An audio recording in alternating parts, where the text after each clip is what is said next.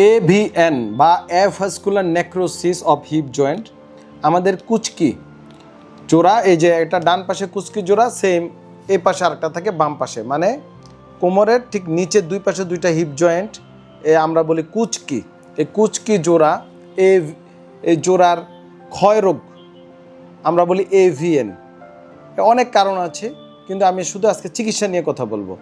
এই ক্ষয়রোগ বা নষ্ট হয়ে যাওয়া রোগের চিকিৎসা কি? আমাদের প্রতিদিন নিয়মিত প্র্যাকটিসে এই জাতীয় রোগী দিন দিন বেড়েই চলছে।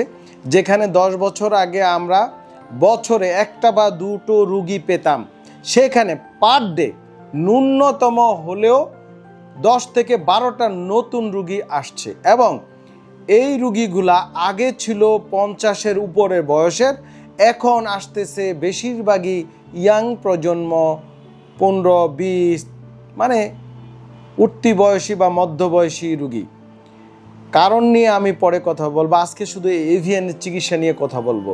ইন্টারন্যাশনাল স্ট্যান্ডার্ড এবং রিসার্চ ওয়ার্ক কী বলে? সারা ওয়ার্ল্ডের চিকিৎসকগণ যাদের বয়স 45 বা 50-এর উপরে, তাদের এই জাতীয় হিপ জয়েন্টের সমস্যা বা ক্ষয় নিয়ে আসলে প্রাইমারিলি সার্জারির চিন্তাভাবনা করে থাকে। কিন্তু যাদের বয়স বিলো 40 বা ইয়াং, তাদের ক্ষেত্রে সার্জারিটা সেকেন্ড অপশন। তাদেরকে প্রাইমারিলি কনজারভেটিভ অ্যাডভান্স MDT অ্যাপ্রোচে ট্রিটমেন্ট দিতে হবে। এবং আলহামদুলিল্লাহ আমরা DPRCতে এই রোগীর চিকিৎসায় অনেকটাই সফল।